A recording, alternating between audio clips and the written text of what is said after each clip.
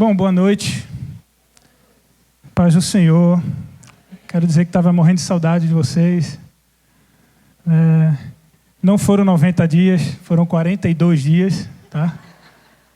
Mas esses dias serviram para me fazer atestar que eu tenho laços de amor com cada um de vocês aqui, né? Senti muita falta, fiquei muito feliz de rever, né, meu coração aqui na quarta-feira, quando eu estive aqui. Eu tive uma emoção aqui interna, uma comoção de ver os irmãos novamente. Então, já estava na hora, né, de estar de volta. Mas foi bom, a gente conseguiu descansar um pouco, ter um momento bom com nossos filhos, com a minha sogra, né? Tivemos momentos lá muito importantes com eles, né, com a minha sogra e o seu esposo. Também com alguns irmãos que frequentaram um dia aqui e estão morando lá. A gente também conseguiu ter alguns momentos. Valeu a pena, foi bom, mas estou aqui de volta para o trabalho e hoje já estou trabalhando muito. Já fui escalado na guitarra para pregar, então trabalho não falta. Amém. Graças a Deus. Quero orar rapidamente antes de começar a compartilhar a palavra. Se puder fechar seus olhos e orar ao Senhor. Deus, nós oramos aqui a Ti nesse momento. Senhor, como é a nossa liturgia, né, nesse momento de fazer essa oração, para rogar a Ti que transforme as palavras escritas e as palavras faladas em vida e verdade nos nossos corações, Senhor. Não queremos ler a Tua palavra inutilmente, nem lançar essas palavras ao vento. Ela é preciosa demais, Senhor, para cair na beira do caminho, ó Deus. Porque a Tua palavra é mais preciosa do que o ouro e do que a prata. A sabedoria de Deus é mais valiosa, Deus, ao Senhor, do que toda a sabedoria humana. Nós não queremos lançar aos porcos nessa noite, nem aos cães, nem deixar cair na beira do caminho, nem deixar com que ela caia em terras espinhosas ou terras ressecadas, mas que ela caia em uma terra boa. O nosso coração nessa noite seja uma terra boa, para que ela produza frutos, Senhor Deus, a 30, a 60 e a 100 por um. E que esse fruto permaneça, Deus, para sempre em nossos corações e seja revelado através das nossas atitudes, que devem ser transformadas nessa noite pela Tua palavra. Reverenciamos a Tua palavra, a Tua presença nesse lugar. Que todo homem se cale diante da voz do Senhor. Que toda a incredulidade se cale diante da exposição da Tua palavra, Senhor. E que ela alcance e repouse em nossos corações. Em nome de Jesus. Amém. Amém. Púlpito novo, não tinha visto também. Será que se eu sair mais um mês, a gente tem um aquário da bateria? Não... Crê somente e verás a glória de Deus. Amém, irmãos. Essa ministração, ela nasceu... A gente teve aqui no Brasil um movimento chamado Descende, né? Promovido pela Igreja Zion, né? O pastor Theo Hayashi, junto com outros pastores, né? Mas principalmente por eles. E muitos irmãos aqui tiveram lá, não foi isso? Quem esteve lá, sábado passado? Amém. Eu acompanhei lá de Porto, tentei acompanhar um pouco da live, o fuso horário é um pouco diferente, mas consegui acompanhar algumas coisas, consegui ver também nas redes sociais, né, dos irmãos aqui, muitas postagens. E desde esse movimento que aconteceu, né, desde o sábado, eu vim meditando um pouco no tema dessa ministração, que se chama Igreja Missional. Igreja Missional. E por que o Descende me fez refletir nisso? Né? Porque o Descende ele fala um pouco sobre a missão da igreja. Né? Enfim, a despeito de qualquer discussão teológica sobre o movimento ou de organização, né? Eu estou falando aqui especificamente da mensagem principal, né? Que é passada com o evento. E eu estava pensando um pouco sobre isso. Essa ministração, irmãos, você já ouviu isso muitas vezes, né? Você já ouviu o que eu vou falar aqui diversas vezes. Você já leu os versículos que eu vou ler aqui várias vezes. Você já ouviu uns 350 pregadores pregar o que eu vou pregar aqui essa noite. Mas eu vou trazer um pouco do ponto de vista que eu venho refletindo, né, durante essa semana a respeito da missão da igreja, né? A nossa missão, a nossa razão de estar aqui nessa terra, de existir, de nos reunirmos. E eu acredito que, ainda que simples, óbvio, né, e direto, aqui alguns pontos que eu vou falar, mas eu acredito que vai mudar um pouco a nossa ótica e até a nossa forma como nós almejamos viver como cristãos. Eu espero assim. O objetivo aqui é que o fogo do chamado, da missão do Senhor volte a arder em nossos corações ao fim dessa noite. Amém? E quando Jesus ele edificou a sua igreja, né? Primeiro ele falou que iria edificar a sua igreja, lá em Mateus 16, 18, aquele famoso texto, quando ele fala para Pedro: eis que eu te digo, Pedro, tu és pedra, e sobre essa rocha edificarei a minha igreja, e as portas do inferno não prevalecerão contra ela. Ali Jesus anuncia que vai edificar uma igreja, né? Um povo, né? Uma comunidade de irmãos espalhadas na terra, uma comunidade espalhada na terra. Mas essa igreja ela inicia de fato, né, ali após Jesus cumprir a sua missão, né? Nos últimos dias da sua missão, ele reúne os discípulos e dá uma missão para eles, e ali eles começam a igreja, né? Que está descrito no livro de Atos dos Apóstolos. É a igreja que a gente costuma chamar de igreja primitiva, né? Ou a primeira igreja. A origem, né? A gênese da igreja de Cristo na terra. Isso me faz pensar, em primeiro lugar, porque, na verdade, já havia um povo na terra temente a Deus, que eram os judeus. Por que Jesus ele precisou levantar um novo povo, né? Uma nova igreja, né? Uma nova nação, entre aspas, porque não deixou de ser um simples país, um estado, uma nação, para se tornar um povo, né? Um povo com uma característica em comum. E para a gente entender um pouco o porquê disso, né? Qual a incumbência aqui, por que Jesus ele fez isso, eu acredito que a melhor forma da gente entender isso é olhar a missão da igreja primitiva, o que é que eles fizeram, o que é que Jesus disse para eles, e assim a gente vai entender o que é que Jesus espera de nós, qual é o nosso propósito aqui nessa terra. Amém? Amém.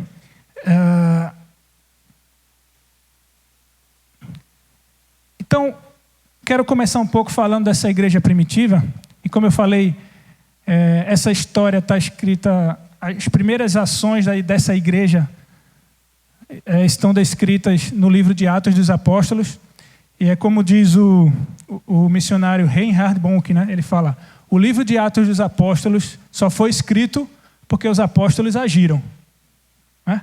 Por isso que se chama Atos dos Apóstolos, né? Poderia ser Atos da família IC, né? Se nós agirmos, terá um livro escrito, né, para descrever os atos que nós realizamos, né? As nossas ações, se elas forem impactantes como foram a dos apóstolos, também terá um livro escrito a nosso respeito, né? Por que não? Então, primeira coisa que eu quero falar é que essa igreja primitiva, ela não é uma instituição. A igreja que Jesus deixou na terra, ela não é uma instituição. O que são instituições? Instituições são a ICAR, por exemplo, Igreja Católica Apostólica Romana, né? Instituições são Assembleia de Deus, instituições são Igreja Presbiteriana, instituições são família IC, né? Igreja de Cristo. Isso são instituições. A igreja do Senhor não são as instituições. A igreja que ele deixou nessa terra é formada por pessoas, é a reunião, a coleção de todos os discípulos que decidiram seguir a Cristo espalhado em toda a terra. Agora, essas pessoas, elas se reúnem em comunidades e se organizam através de instituições. Consegue diferenciar isso? Nós nos organizamos e construímos instituições. Não está errado. Mas a igreja não é instituição. A igreja é a coleção dos discípulos de Jesus espalhados na terra. Amém? Então ele deu uma missão para os seus discípulos e os seus seguidores. Esse pressuposto aqui é muito importante para o que eu vou falar nessa noite. Tá? E esses primeiros discípulos, eles surgiram e começaram a se reunir, né, em comunidade na nação de Israel, especificamente na cidade de Jerusalém. Então foi de lá que iniciou tudo, a igreja em Jerusalém. A reunião dos discípulos, a comunidade dos irmãos que se reunia lá em Jerusalém, os discípulos de Cristo, os seguidores de Jesus. Naquele momento não havia seguidor de Jesus em nenhum outro canto da terra, só ali em Jerusalém. Ali nasceu a explosão, né, da propagação do evangelho para todas as nações. E hoje aqui, mais 2000 anos depois, em um continente totalmente distante, estamos aqui também como discípulos de Cristo, celebrando e cultuando ao mesmo Deus, né, ao mesmo Senhor, tentando seguir os passos do mesmo mestre daqueles irmãos lá atrás, que iniciaram tudo em Jerusalém. E eu trouxe aqui duas imagens para falar um pouco para vocês qual era o contexto dessa igreja em que eles estavam inseridos, né? O contexto que eles estavam inseridos. Em primeiro lugar, é preciso entender que a cidade de Jerusalém e a nação de Israel como um todo, nessa época, eles estavam sob domínio de um império, chamado Império Romano. Esse mapa, ele mostra a região dominada por Roma. Tudo que está dentro dessa linha lilás aí, tá? Espanha, Gália, Itália, tudo que está aí dentro fazia parte do Império Romano. Roma dominava sobre todas essas províncias, enfim, eu não sou professor de história adequado para falar os termos, regiões, em cidades, mas inclusive Israel e Jerusalém. Carol deu um zoom aqui no canto, vocês vão ver ali, ó, os nomes Tiro, Judeia, Jerusalém. Uma ponta, né, do Borogodó ali no cantinho, lá embaixo, uma região ali do Oriente Médio. O que isso quer dizer? Isso significa talvez 3 coisas relevantes aqui para a gente. O primeiro é que era um ambiente de forte crise espiritual, porque havia muito paganismo, né? A influência de Roma, e não só de Roma, como da Grécia. Antes desse período aqui, a Grécia chegou também a dominar, né, Jerusalém. Então, a cultura grega e a cultura romana, a cultura grega com aqueles deuses gregos, né, que você ouviu falar, Zeus, né, Diana, Atenas, exatamente isso, dominava essa região. A cultura romana, né, com os seus deuses pagãos, né, com suas culturas, dominava essa região, e isso estava infiltrando no povo, nos judeus, ao mesmo tempo que havia um silêncio de Deus de séculos. Silêncio em que sentido? Silêncio no sentido que não havia mais se levantado nenhum profeta para profetizar sobre o povo de Deus, cerca de 400 anos sem se levantar nenhum profeta nessa terra.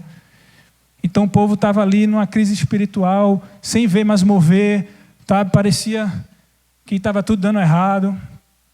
Interessante, e uma coisa muito interessante, é que Deus ele tinha dado uma promessa. Ele tinha dado uma promessa a Davi, antes desse período aqui, séculos antes desse período. Deus tinha dito a Davi que o reino sobre Israel estaria para sempre na casa de Davi.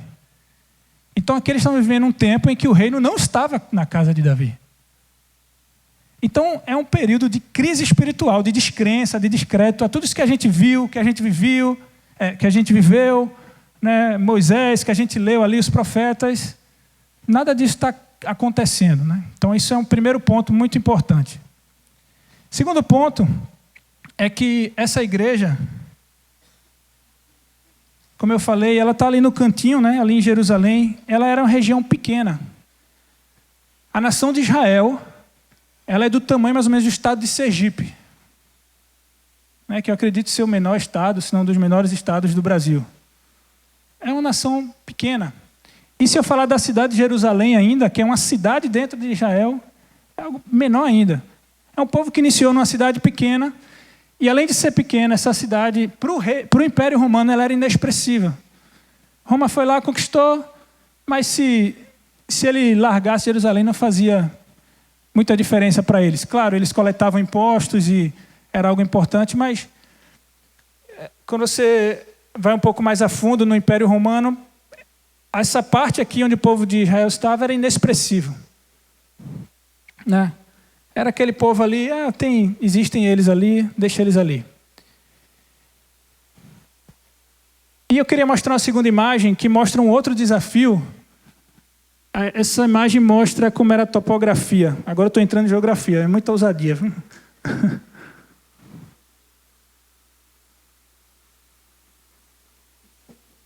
A topografia, né, da nação de Israel. Esse é um desenho, tá? Uma ilustração. Eu peguei imagens reais também de satélite, mas nesse desenho é melhor para ver, visualizar. O que eu quero mostrar aqui é que além de ser uma cidade pequena, né, um estado, uma nação pequena, inexpressiva, que estava sob forte efeito de culturas pagãs, eles também tinham uma dificuldade geográfica, né? O computador aí. Apesar de ser do tamanho do estado de Sergipe, a nação de Israel tem mais diferenças de relevo, montanhas e vales, do que o país, do que o Brasil inteiro. O Brasil, apesar de ser muito maior, a quantidade de diferenças de relevo que tem Israel é algo que dificulta a locomoção, né? Então, para fazer um translado aí de uma cidade para outra, eles duravam 5 dias a pé, subindo o morro, descendo o morro. Então, um desafio muito grande para iniciar essa igreja nesse local. Amém. Dito isso, vamos para o que de fato importa. Mas qual é a missão dessa igreja? Quando essa igreja iniciou, ela iniciou com que objetivo? Essa missão deixada por Cristo na sua igreja está descrito no famoso texto de Mateus 28, 18. Que é conhecido como a grande comissão. Comissão é um termo que significa dar uma missão. Jesus, ele comissionou os seus discípulos, ou seja, ele deu uma missão para eles. E esse texto, Mateus 28, 18, diz: Jesus, aproximando-se, falou-lhes dizendo: toda autoridade me foi dada no céu e na terra. Ide, portanto, fazei discípulos de todas as nações, batizando-os em nome do Pai, do Filho e do Espírito Santo, ensinando-os a guardar todas as coisas que eu vos tenho ordenado. E eis que estou convosco todos os dias até a consumação do século. Então, a nossa missão, a missão que Jesus deixou com essa igreja primitiva, e que eu creio que é a nossa também aqui nessa terra, é de ir e fazer discípulos em todas as nações. Eu não disse a vocês, vocês já tinham ouvido isso? Né? Vocês já ouviram muita pregação sobre isso? Poderia terminar aqui e dizer: vamos cumprir nossa missão? Estamos cumprindo ou não? Vamos cumprir, amém? Amém. Vamos orar e terminar o culto? Não. Mas eu quero falar um pouco mais sobre isso. Eu acho que para a gente começar a viver um pouco mais essa missão, a gente tem que aqui, não apenas conhecer o texto, mas talvez conhecer alguns paradigmas a mais dessa missão. Esse texto, irmão, todo cristão verdadeiro, discípulo verdadeiro de Jesus, tem que conhecer de cor, né? Se você não sabe de cor, decora esse texto, tá, da grande comissão. Ide, portanto, e fazei discípulos de todas as nações, batizando-os em nome do Pai, do Filho e do Espírito Santo, e ensinando-os a guardar todas as coisas que vos tenho ordenado. E eis que estou convosco todos os dias até a consumação do século. Amém? Essa é a nossa missão. As instituições, quando elas abrem, elas botam, né? Missão da empresa lá, né? Missão da igreja, missão, visão, valores. A nossa missão é essa. Amém? Amém. Mas como eu falei para vocês, a gente vai um pouco mais a fundo nessa missão. E eu quero me basear aqui, entrar um pouco mais a fundo nessa missão em 2 versículos. Eu quero ler 2 versículos primeiro com vocês, depois eu vou falar sobre eles. O primeiro é João 20, 21, 22. Esse texto de João 20, ele é análogo ao de Mateus 28, porque Mateus escreveu o Evangelho e mostrou as últimas palavras de Jesus antes de subir ao céu, né, e deixar a igreja na terra. João 20 também está dizendo as últimas palavras de Jesus antes de subir ao céu e deixar seus discípulos na terra. E ele diz assim: disse-lhes, pois, Jesus, outra vez, Pai seja convosco. Assim como o Pai me enviou, eu também vos envio. Deixa eu ler de novo 21. Disse-lhes, pois, Jesus outra vez, Pai seja convosco. Guarda esse texto, irmãos, porque eu vou falar um pouco sobre ele, mas a gente vai mudar. Assim como o Pai me enviou, eu também vos envio. E havendo dito isto, soprou sobre eles e disse-lhes, recebei o Espírito Santo. Amém? E o outro é Atos 1, 8. Que também fala das últimas palavras de Jesus antes de subir ao céu. Um terceiro livro. Mas recebereis poder ao descer sobre vós o Espírito Santo. E sereis minhas testemunhas, tanto em Jerusalém, como em toda a Judéia e Samaria, e até os confins da terra. Mas recebereis poder ao descer sobre vós o Espírito Santo. E sereis minhas testemunhas, tanto em Jerusalém, como em toda a Judéia e Samaria, e até os confins da terra. Amém. Glória a Deus por esses textos tão preciosos.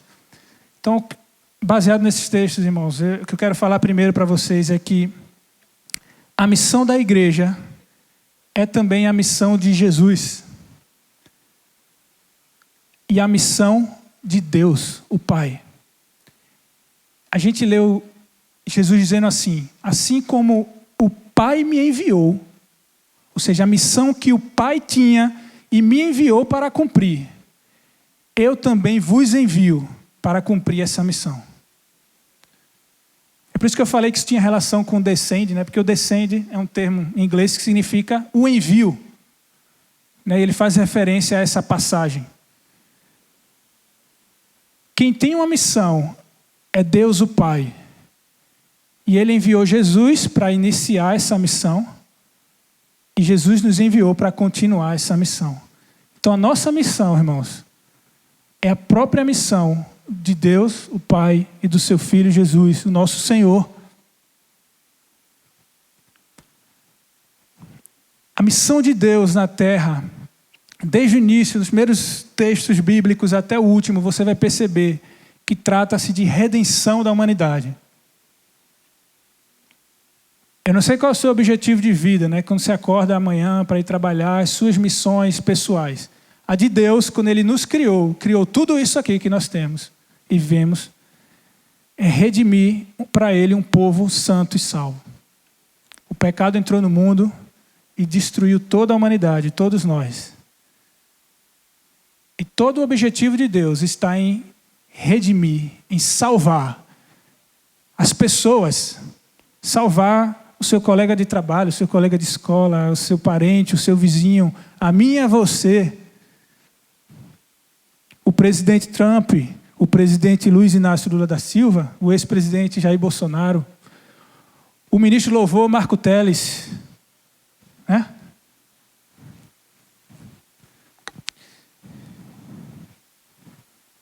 A salvação de toda a humanidade, de todas as vidas e todas as almas. Mas o que isso significa? Isso significa que a missão é prioridade. Se ela é do próprio Deus, se ela é do próprio Jesus, a missão que Jesus ele viveu, os 3 anos de ministério que ele viveu aqui na terra, ele viveu integralmente para essa missão. sem querer entrar aqui na teologia da missão integral, né? Que é um outro problema, mas ele viveu para cumprir essa missão, irmãos. Então eu quero te dizer que a missão de fazer discípulos em todas as nações não é um departamento da instituição. Tem muita gente que acha que essa missão tem um departamento de missões ali, que a gente arrecada um dinheiro para doar, a gente de vez em quando faz uma viagenzinha missionária. Não. A missão, essa missão de fazer discípulos, ela não é um departamento, ela não é mais uma função. Muitos de nós achamos que a missão da igreja é ser um lugar agradável para as pessoas, um lugar onde você vai encontrar uma palavra de conforto, onde você vai conseguir um emprego, vai conseguir ter uma vida boa.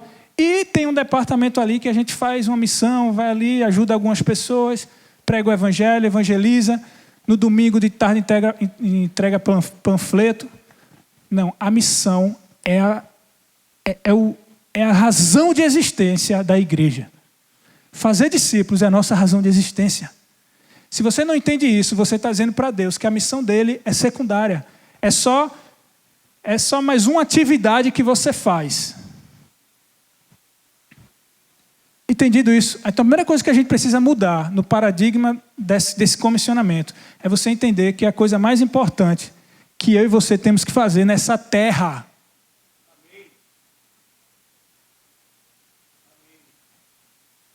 é o que há de mais importante, irmãos. É mais importante que o seu emprego, sim.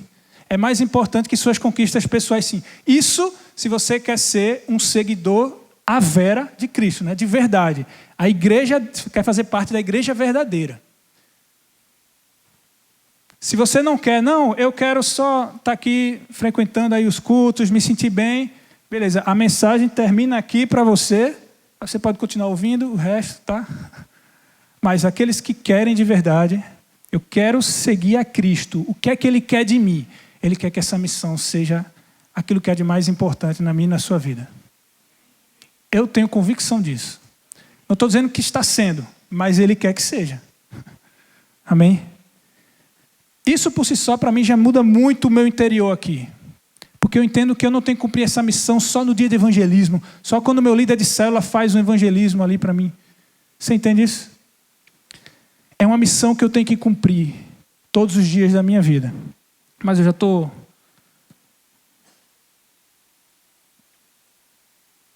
talvez avançando um pouco.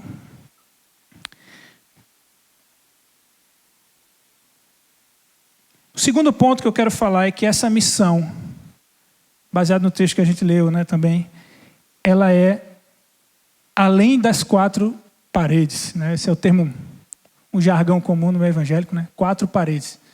Está falando que é além dos muros do local de reunião. Ele disse, ide, né? Vá, saia, ande. E isso, aqui eu quero falar um ponto muito importante, que é a gente tem que mudar um paradigma. Eu acredito nisso. Aí aqui eu vou pegar um pouco licença, né, de alguns teólogos, missiólogos, onde eles têm um termo que chamam assim, a gente tem que mudar o paradigma, a perspectiva da missão centrada na igreja para a igreja centrada na missão. Se puder compartilhar, Carol. Eu preparei aqui uma tabelinha para explicar um pouco sobre isso. Aqui tem algumas perspectivas, né? Por exemplo, fundamento, perfil pastoral, membros, cultura, alvo final. Eu fiz um resumo do que eu dei uma pesquisada, mas aqui na segunda coluna fala da missão centrada na igreja. O que é isso? São discípulos de Jesus que entendem que a missão deles se cumpre dentro da instituição. Que você cumpre a sua missão quando você está aqui dentro do culto da instituição. Então, o nosso fazer discípulo se resume a convidar as pessoas para vir para a igreja. Vai lá, irmão, para a igreja? Vai ter um culto lá domingo, vai ser muito bom. Então, antes, eu quero logo destacar para você que eu não estou dizendo que isso aqui está errado, tá? Isso não está errado. Tudo isso aqui está certo também. Desde que não seja o central, né, o entendimento da missão. Mas a igreja missional, que é a outra coluna, ela entende que a igreja está centrada na missão. A igreja, a instituição, ela serve à missão. A missão é o centro E tudo isso aqui, a estrutura, ela é um serviço para a missão.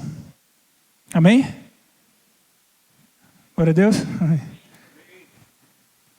Então, passando aí um pouco rápido, né? Quando as igrejas que entendem que a missão está centrada na igreja, a gente, tem termos, né, que o pessoal usa como igreja, como hospital, a gente fala muito isso, né? A igreja é um hospital. E eu não estou dizendo que não é, mas a missão dela não é ser hospital, né? Ou, para outros, a igreja é como uma empresa, né? E o pastor, ele é como um capelão, né? Alguém que supre as necessidades espirituais dos membros, né? Ele vai lá fazer consolo, fazer visita. Vamos lá, como é que você está? Sempre cuidando das necessidades dos doentes, né? Como um hospital. Também não está errado, tá? Mas a missão central, voltando, não é essa. Ou, no caso de uma empresa, o pastor é como um gestor, né? Um gerente que administra ali, né? E está querendo fazer ela lucrar e ela crescer, né? Do ponto de vista administrativo, né? Os membros na igreja hospital são vistos como pacientes necessitados ou como clientes satisfeitos. Eu fui já num culto uma vez, não foi aqui, né? Graças a Deus, mas também não é um problema, né? Desde que não seja a missão central, né? Como eu falei. Mas em que em algum momento lá, o ministro lá do dízimo, ele mostrou um vídeo mostrando as melhorias que estavam sendo feitas na igreja. Estamos colocando aqui ar-condicionado, melhorando o som, e no fim ele soltou assim: tudo para que você tenha a melhor experiência de culto. É um termo que está na moda, né? Você vai no restaurante para ter uma experiência degustativa, né?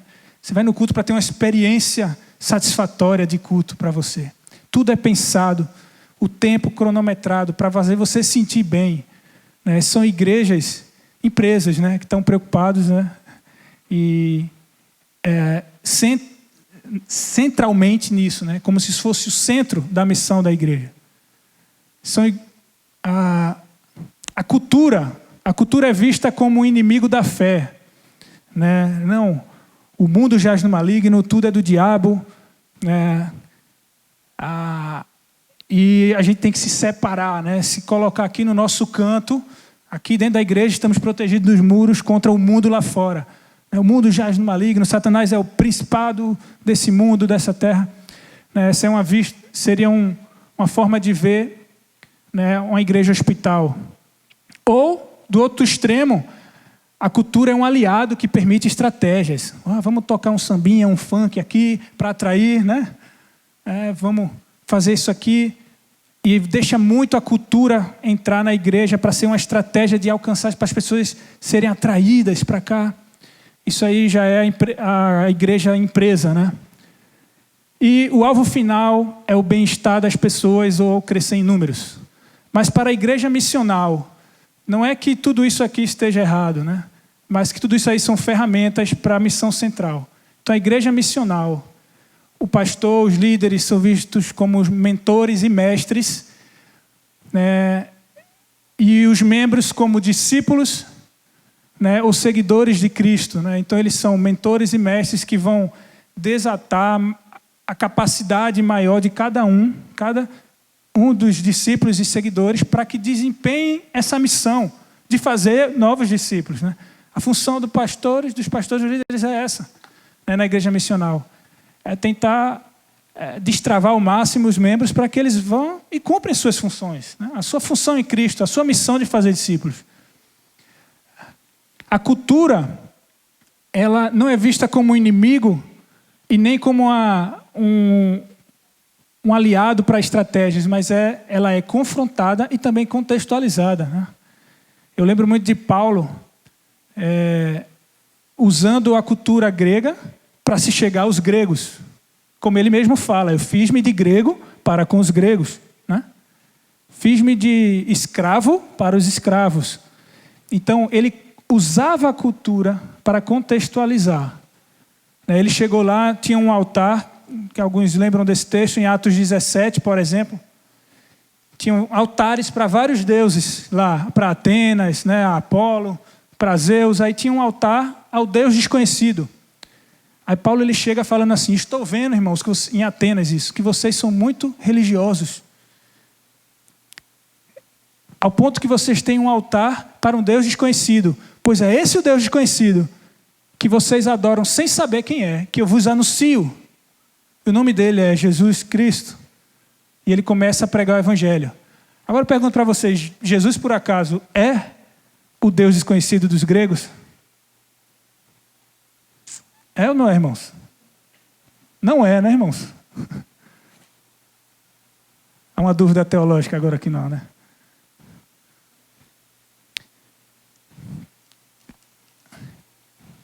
E eu não vou sanar essa dúvida agora, que eu também não sei.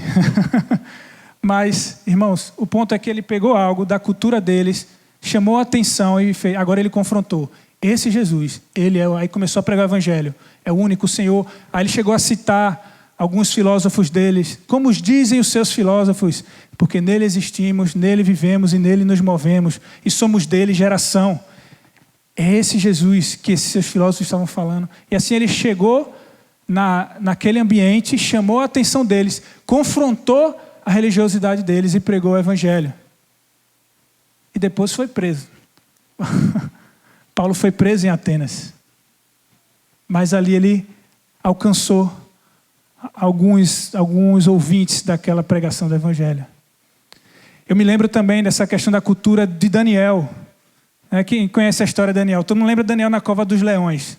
Mas Daniel, quando ele foi levado, Daniel, Sadraque, Mesaque e Abednego, quando foram levados para a Babilônia, mesma coisa.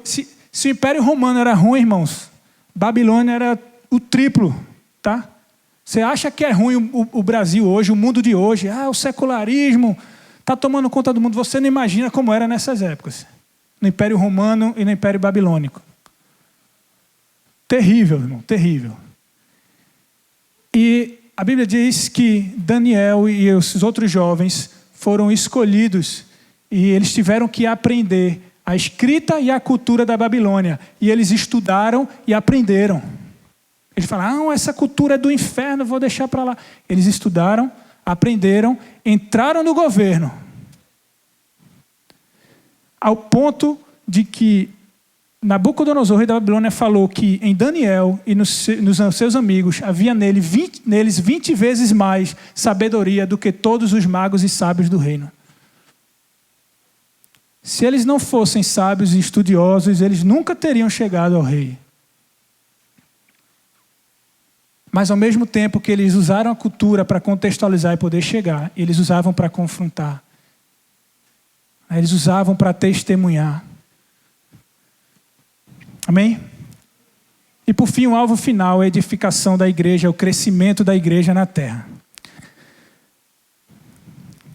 Então, irmãos, essa missão, ela é para fora das quatro paredes. Ela significa, a missão não se cumpre hoje aqui no domingo. Aqui agora nós não estamos cumprindo a nossa missão. Na verdade, podemos usar o culto do domingo como cumprimento da missão. Mas a ideia principal é que amanhã você vai cumprir sua missão. Terça-feira você vai cumprir sua missão. Quarta, quinta. E no domingo nos reunimos para agradecer e celebrar o nosso Senhor. Amém? Isso é uma igreja centrada na missão. Agora, quando a missão está centrada na igreja, tudo fica focado aqui.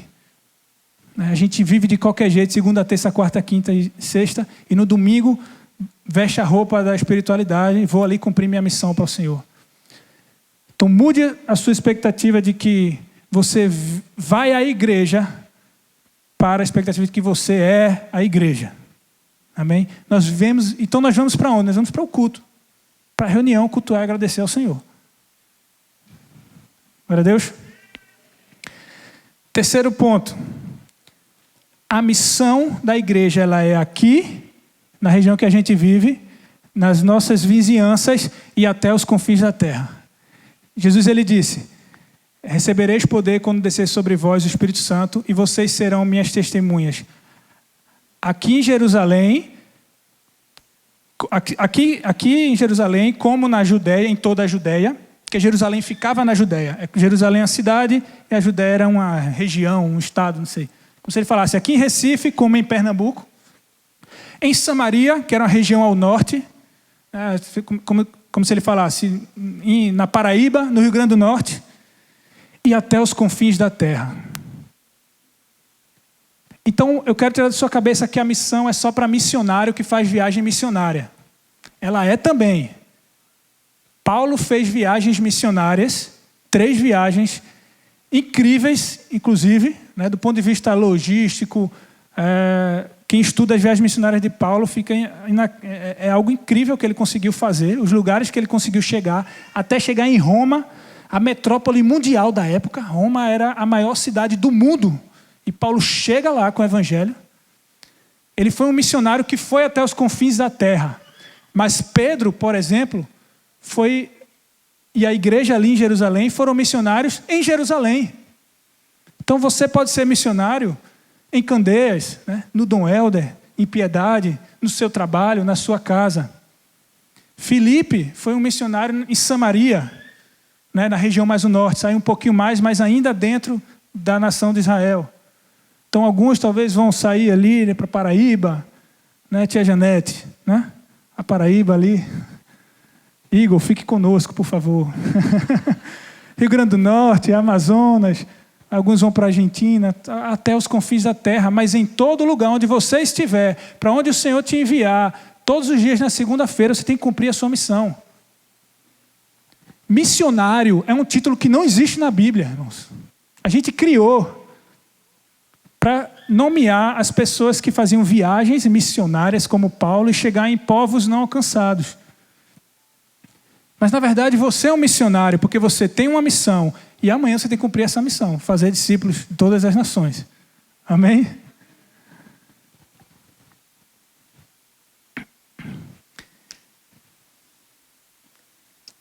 Quarto ponto, a missão se cumpre através de testemunho. Ele fala, e vocês serão minhas testemunhas, tanto aqui como na Judéia, até os confins da terra.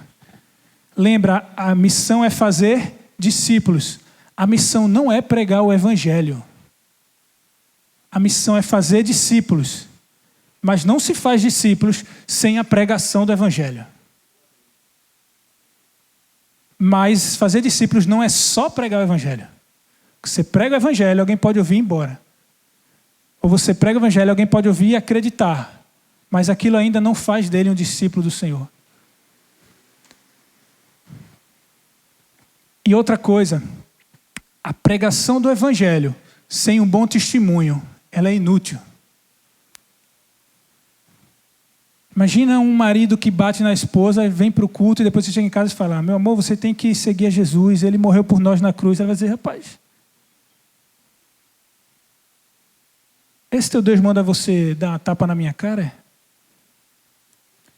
A pregação do evangelho faz parte do fazer discípulos, mas temos que pregar o evangelho, amém? Amém, irmãos? Prega o evangelho, tem que ter isso, mas precisamos dar bons testemunhos. E não só isso, temos que fazer discípulos. Então qual é a conclusão? A conclusão é prega, é como Paulo falou para Timóteo, né? Prega, insta, a tempo e fora de tempo. Faça o trabalho de um evangelista, como Paulo diz a Timóteo. Um pastor, ele diz, faça o trabalho de evangelista, que é pregar o evangelho. Mas também ele diz, exorta os que estão fracassando na fé, firma, né, os que estão fracos, consola os desanimados, dá bom testemunho, ajuda os necessitados. As pessoas que não gostam do evangelho, que falam, para mim isso tudo é fábula, isso aí não existe não, essas igrejas tudo quer dinheiro. Aí se você fala para ela, não, mas tu viu um missionário ali que largou tudo, foi viver lá na tribo indígena e ele viveu lá, trabalhou, negou toda a sua vida. Eles todos vão dizer, isso aí é bonito. Isso aí é bonito. Um bom testemunho, um testemunho de vida, de amor ao próximo, de santidade. Ninguém pode argumentar contra. Agora, contra apenas palavras faladas, sem ser vividas, talvez elas não tenham tanto efeito. Então, amanhã, na sua missão, você tem que dar bom testemunho para o seu marido em casa, para o seu filho, para o seu colega de trabalho, para o desconhecido que está na parada, para ouvir você glorificando a Deus e não murmurando da chuva e do sol. Amém? Dá bom testemunho. E aí prega. Quando você pregar, os ouvintes ouvirão com atenção a sua pregação. Amém? Quinto ponto. Só pode ser testemunha quem é cheio do Espírito Santo. Nos 2 textos que a gente leu, o primeiro, Jesus ele diz, assim como o Pai vos enviou, me enviou, eu vos envio. Aí ele sopra, recebam o Espírito Santo. No envio, no descende, né? No envio para a missão, ele falou, recebam o Espírito Santo para vocês cumprirem a missão. O texto de Atos ele também disse, mas recebereis poder ao descer sobre vós o Espírito Santo, e vocês serão minhas testemunhas. Todo trabalhador precisa se capacitar para desempenhar a sua função, não é isso? O que é que você faz no seu trabalho? Você precisa ser capacitado para aquilo. Eu sou professor, eu preciso me capacitar com as ferramentas pedagógicas e do assunto que eu dou aula, né? As metodologias de pedagogia. Senão eu vou ser um mau professor que os alunos vão fazer abaixo-assinado para tirar da universidade. Lá. O que você faz, você tem que ser um bom, ser capacitado, senão você vai ser demitido. Né? Você vai procurar emprego e ninguém vai querer lhe contratar. O comissionamento é a mesma coisa, você precisa se capacitar. E o professor chama-se Espírito Santo de Deus. Amém?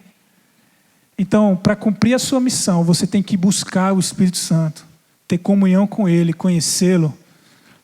Você aprende com Ele em casa, a sós, e nós vamos para a rua e testemunhamos a Cristo todos os dias de nossas vidas. Amém?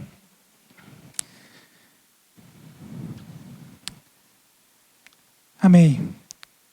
Já chegando no fim,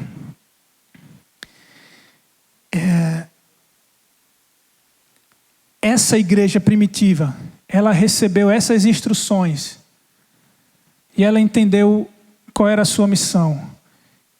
E um milagre nunca visto na terra aconteceu, que de uma cidadezinha ali, menor do que o estado de Sergipe, num local com geografia horrível, né, um lugar desértico, né, esqueci de citar isso, com crise espiritual terrível, né, um lugar inexpressivo. Irmãos, para a gente aqui, quando a gente fala de Israel, de Jerusalém, tem uma relevância enorme, né? Mas naquela época, Israel, Jerusalém, era um povinho desconhecido da terra, irmãos.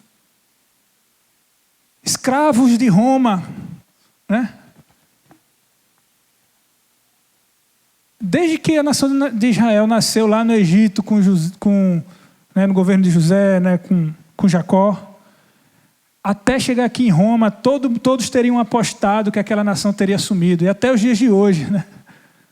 Um povo pequeno, uns irmãos ali, iletrados, pescadores, né, escravos, alguns não tinham nem identidade ali no Império Romano. O maior milagre da terra, eles conseguiram fazer esse evangelho se espalhar por todo o globo terrestre, irmãos. Eu e você estamos aqui hoje porque alguém entendeu qual era a missão deles. Então, se nós queremos, né, que isso também fique para os nossos netos, né, filhos, bisnetos, nós precisamos entender a nossa missão. E honrar o legado desses heróis na fé. E cumprir a nossa missão de fazer discípulos. Essa ministração não é sobre métodos. Eu não vim aqui dizer para vocês. A gente tem métodos. A gente tem as casas de paz, inclusive um método muito bom. Temos outros métodos, você pode criar o seu. Mas eu entendo que antes de usarmos os métodos, a gente precisa mudar aqui o nosso entendimento, precisa queimar algo no nosso coração. Precisa compreender. Porque senão você vai fazer uma casa de paz só porque estão cobrando você vai contar os dias para acabar, para dizer, ufa. É diferente de quem pega aquilo e fala, eu quero entrar ali na casa do meu vizinho, daquele irmão, eu vou usar essa ferramenta porque ela é poderosa para isso, mas eu vou cumprir minha missão. E vai orar, e vai clamar, Deus, faz dele um discípulo, faça ele ouvir a pregação do Evangelho. É diferente, irmãos. E eu quero ler ainda 2 passagens para concluir. A primeira eu quero ler Atos 2, 38 e 47. essa fé, eu quero falar, para concluir, desse povo pequeno, que tinha uma fé simples, mas foi tão poderosa para alcançar toda a terra. Esse texto é tão famoso. Vamos ver como é que a igreja primitiva vivia a sua missão. Respondeu-lhes Pedro: arrependei-vos e cada um de vós seja batizado em nome de Jesus Cristo para a remissão dos vossos pecados e recebereis o dom do Espírito Santo. Então a primeira coisa é que a mensagem, a pregação é clara, tem que ser direta e objetiva. Irmãos, é o seguinte, vocês são pecadores, né? Vocês precisam se arrepender e ser batizado para receber remissão dos pecados. E vocês receberão o dom do Espírito. A mensagem do Evangelho ela é clara. Ele continua. Pois para vós outros é a promessa, para vossos filhos e para todos os que ainda estão longe. Isto é, para quantos o Senhor nosso Deus chamar. Esse texto nos mostra que essa missão é global. A graça te alcançou, irmãos. Ela é para você. Ela é para os seus filhos. Mas também é para todos quantos o Senhor chamar. Foi bom a graça ter te alcançado, não foi, irmãos? Tirou um peso das suas costas, te fez livre, curou suas feridas. Mas essa promessa é para você, sim. Ele te ama, te amou. É para os seus filhos, mas também é para todos quantos o Senhor chamar. Essa missão é global. Amém? Quem sabe hoje ele nos chama aqui alguns missionários aí, né? Vamos lá. E ele continua. Com muitas outras palavras deu testemunho, exortava-os dizendo: salvai-vos desta geração perversa. 41. Então os que lhe aceitaram a palavra foram batizados, havendo um acréscimo naquele dia de quase 3.000 pessoas. Glória a Deus. E eles perseveravam na doutrina dos apóstolos. A igreja missional é uma igreja da palavra de Deus. A igreja que lê a palavra de Deus, que conhece a palavra de Deus e persevera na doutrina dos apóstolos. Amém? E na comunhão e no partir do pão e nas orações. É uma igreja que vive uma vida simples e em comunidade. Em comunhão, a partir do pão, em oração, diariamente. Em comunidade, em comunhão e em simplicidade. Todos estavam, em cada alma havia temor, e muitos prodígios e sinais eram feitos por intermédio dos apóstolos. É uma igreja que anda no poder do Espírito. Amém? Sinais e prodígios feitos por intermédio das mãos dos apóstolos. Meu Deus do céu, queremos viver isso. Todos os que creram estavam juntos e tinham tudo em comum. Vendiam as suas propriedades e bens, distribuindo o produto entre todos, à medida que alguém tinha necessidade. Essa igreja missional é uma igreja que tem compaixão e renúncia. Se compadece do seu próximo e renuncia aquilo que tem para ajudar o irmão. Isso é bom testemunho diante de Deus. Todos os dias, diariamente, perseveraram, vão unânimes no templo, partiam pão de casa em casa e tomavam suas refeições com alegria e singeleza de coração, louvando a Deus e contando com a simpatia de todo o povo. Enquanto isso, acrescentava-lhes o Senhor, dia a dia, os que iam sendo salvos. Glória a Deus. E um outro texto que eu quero ler, Atos 8, 1. E diz: e Saulo consentia na sua morte. Naquele dia, a morte de Estevão aqui nesse caso, levantou-se grande perseguição contra a igreja em Jerusalém. E todos, exceto os apóstolos, foram dispersos pelas regiões da Judéia e Samaria. Alguns homens piedosos sepultaram Estevão e fizeram grande pranto sobre ele. Saulo, porém, assolava a igreja, entrando pelas casas e arrastando homens e mulheres, encerrava-os no cárcere. Até o versículo 3, por enquanto. Essa igreja missional é uma igreja que é perseguida e sofre também. Irmãos, Deus faz a sua igreja sofrer. A teologia do sofrimento aqui agora, irmãos. Cristo, quando chama Paulo, a Bíblia diz que ele diz assim para Paulo. Ele diz para Ananias, que é enviado para tornar a visão de Paulo. Ele disse, Ananias questiona, mas Deus, esse não é o perseguidor que Paulo é esse Saulo aqui, né? Ele não é o perseguidor dos cristãos. Ele diz, deixa, porque eu lhe mostrarei o quanto importa sofrer pelo meu nome. No grande sermão de Mateus 24, quando fala dos últimos tempos, onde Jesus ele fala, vocês serão presos, perseguidos, lançados em prisão. Ele diz, mas importa que seja assim, para que vocês deem bom testemunho. Jesus ele faz a igreja sofrer, ser perseguida, para que ela primeiro lembre-se que ela deve confiar em Deus, e segundo, para que ela dê testemunho do sofrimento, irmãos. As maiores ações de testemunho que a gente pode dar ao mundo é no sofrimento, é na dor. A igreja missional ela é perseguida. A igreja hospital talvez não. A igreja empresa talvez não. Mas a igreja missional ela é. E, continuando, versículo 4, mas esses que haviam sido perseguidos e se dispersaram, eles iam por toda parte, pregando a palavra. Filipe, descendo a cidade de Samaria, anunciava-lhes a Cristo. As multidões atendiam unânimes às coisas que Filipe dizia, ouvindo-as e vendo os sinais que ele operava. Pois os espíritos imundos de muitos possessos saíam gritando em alta voz, e muitos paralíticos e coxos foram curados, e houve grande alegria naquela cidade. A igreja missional são gente comum em ação. A gente fala Atos dos Apóstolos, mas aqui ele diz que aqueles que foram dispersos, os apóstolos ficaram em Jerusalém.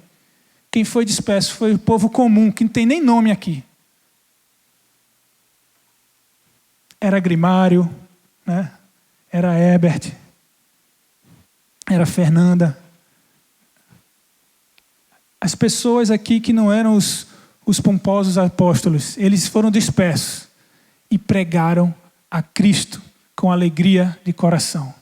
A igreja missional é feita de gente comum que age, que faz alguma coisa para fazer discípulos de todas as nações. Como eu disse aqui, não vim dizer os métodos, né? O que é que você vai fazer? Primeiro, que arda em nosso coração, que nós precisamos fazer alguma coisa. Talvez você vá focar em testemunhar no seu trabalho, talvez através das redes sociais, talvez para os seus parentes, não sei, talvez para chineses, não sei. Mas não vim aqui dizer o como, nem dizer a estratégia para você, mas nos fazer voltar. É um conserto de rota, né? De qual tem sido a nossa missão, nossa razão de existir e de nos reunirmos aqui toda semana. Amém? A missão ela é a vida da igreja. Ela não é um departamento, como eu já falei, ela é a vida. A verdadeira igreja de Cristo, ela é missional. E agora, para finalizar, de fato, eu só separei aqui alguns testemunhos e alguns textos, algumas informações, para ver se consegue queimar um pouco mais no seu coração. David Botelho disse que os evangélicos brasileiros gastam mais com Coca-Cola do que investem em missões. Somos uma das maiores igrejas do mundo, a igreja brasileira.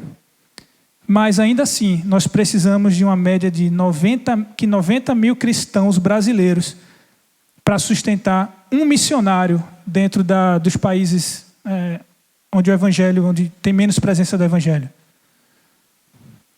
90 mil cristãos, em média, com a contribuição que eles dão para a obra missionária, para sustentar um missionário. Porque mais de 99% dos cristãos não contribuem para isso. Se cada cristão brasileiro investisse R$10 por mês,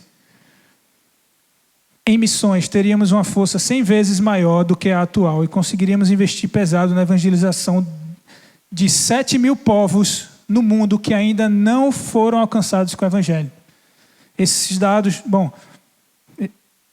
não sei se estão totalmente corretos, mas são dados do Joshua Project. Um grupo missionário, um projeto missionário. Ele diz que 7.000 povos na Terra, 7.000 comunidades ainda não foram alcançadas com o Evangelho. Há 24.000 povos no mundo, dos quais 7.000 ainda não receberam o Evangelho.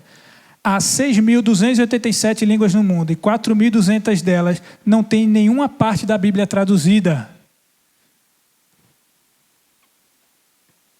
80.000 de pessoas morrem a cada dia sem nunca terem ouvido o Evangelho. Fonte, Missões Horizontes. A fonte desses dados aqui. Oswald Smith disse que Deus quer a evangelização do mundo, mas se você se recusa a sustentar as missões, você se opõe à vontade de Deus. Existem 1.723 etnias que não foram alcançadas. 20.000 comunidades ribeirinhas no Brasil que não foram alcançadas. 1 milhão de ciganos no Brasil, onde só existem 12 grupos missionários entre eles, tentando evangelizar 1 milhão de ciganos. 6.000 comunidades no sertão brasileiro, que não tem igreja. No sertão brasileiro, incluindo o sertão pernambucano. 2.000 comunidades quilombolas, 2.000 quilombolas, pessoas que não têm nenhum missionário entre eles. Existem pessoas com 50 anos de idade que não vão saber quem é Jesus.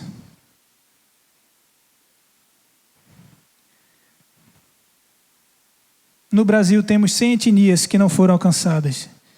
Esse é segundo o Joshua Project também.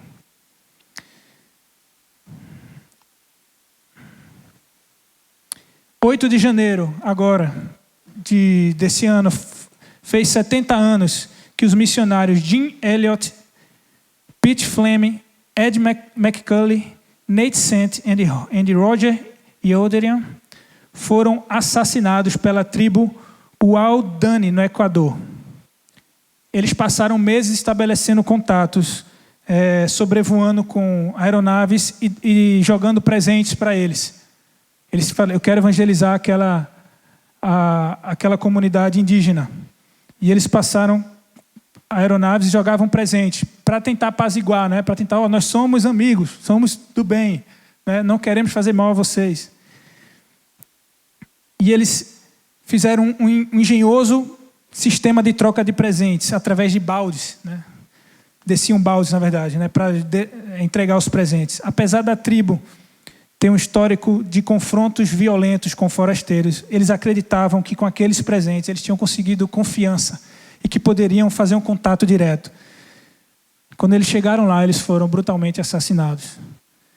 Em menos de 2 anos após suas mortes, Elizabeth Elliot e a irmã de Nate Sant conseguiram finalmente estabelecer um contato amigável e duradouro com os índios da tribo Waodanis. E o trabalho de tradução da Bíblia para a língua da tribo foi iniciado.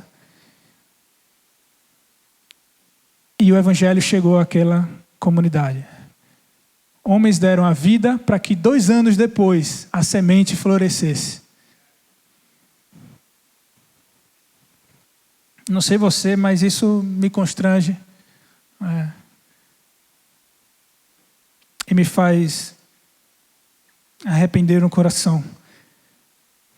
O grande teólogo Russell Shedd, eu tinha uma Bíblia de estudo Shedd dele. Grande homem de Deus que já faleceu recentemente, ele disse: no meu velório, não gastem com coroa de flores, peguem esse dinheiro e invistam em missões. Paul Washer diz: há somente 2 ministérios em missões, ou você é chamado para descer ao poço, ou você é chamado para segurar a corda para aqueles que irão descer. De qualquer modo, deveria haver cicatrizes em suas mãos. Ou você vai como missionário para a glória de Deus e pelo grande privilégio que Ele te concedeu. Você vai e morre no campo missionário, ou você morre aqui segurando a corda para aqueles que estão descendo. Onde estão as tuas cicatrizes? Quanto te custa ser um cristão? Você é um missionário. Se tem um chamado Todo mundo, eu quero saber qual é o chamado de Deus na minha vida. Eu tenho certeza que você tem um chamado de ser um missionário, porque Ele te deu uma missão. Agora, se a sua missão vai ser aqui no seu trabalho, se vai ser no sertão brasileiro, se vai ser no Egito, na África, aí é secundário. O local é secundário. Todo aquele que é nascido do Espírito é como o vento. Ele sopra e leva para onde Ele quer. Mas o importante é que você é um missionário de Deus. Porque a igreja do Senhor, ela é missional. E a missão dela é fazer discípulos de todas as nações. Amém? Glória a Deus. Vamos orar.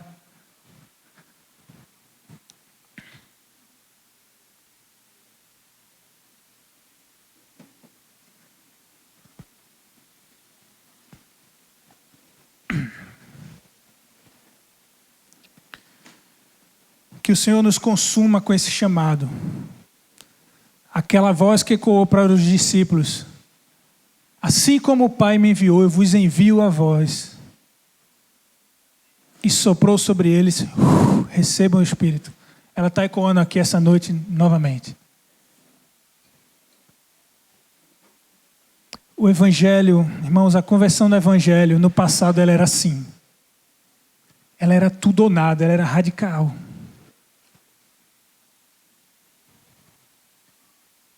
Na igreja empresa, nós somos uma prestadora de serviço espiritual, né? Aí alguns querem comprar o nosso serviço, vem aqui, um guia espiritual para nos ajudar, nos fazer sentir melhor. E aí o nível de envolvimento com a obra de Cristo, ela é pouca. E temos que confessar que eu e você temos vivido assim. Nós vivemos para as nossas próprias missões. E novamente, nada disso está errado. Tá?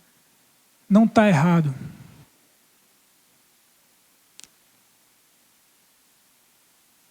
Ser um hospital, não está errado.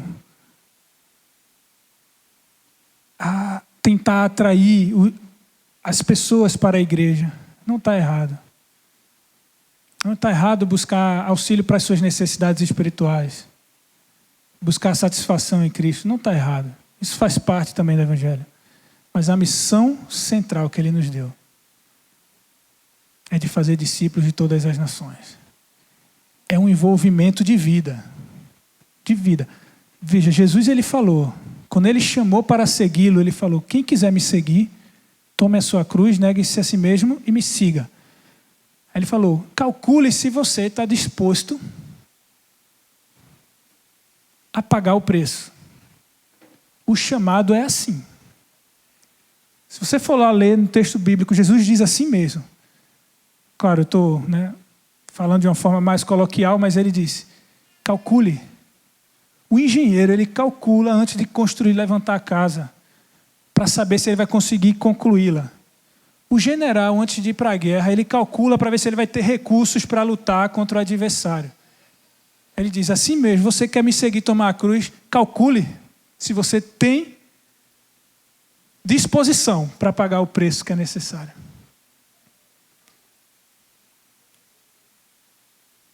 E o chamado é de mudança de vida, irmãos. Não é de nós vivermos a nossa vida e a igreja é um clube social para onde a gente vai. A missão é uma ação social que a gente faz e ponto final ali para eu me sentir melhor ou para eu descontar imposto de renda, né? Contribuir para ações sociais, desconta imposto de renda, né, irmão? Irmãos, é a vida da igreja. É a razão dela existir. Esses homens, isso estava tão incrustado dentro deles que eles entregaram a vida até a morte. Que o Senhor nos desperte para isso. Que o Senhor mude as nossas formas de fazer célula, né? De viver nos nossos trabalhos e entre os nossos vizinhos. Em nome de Jesus. Amém.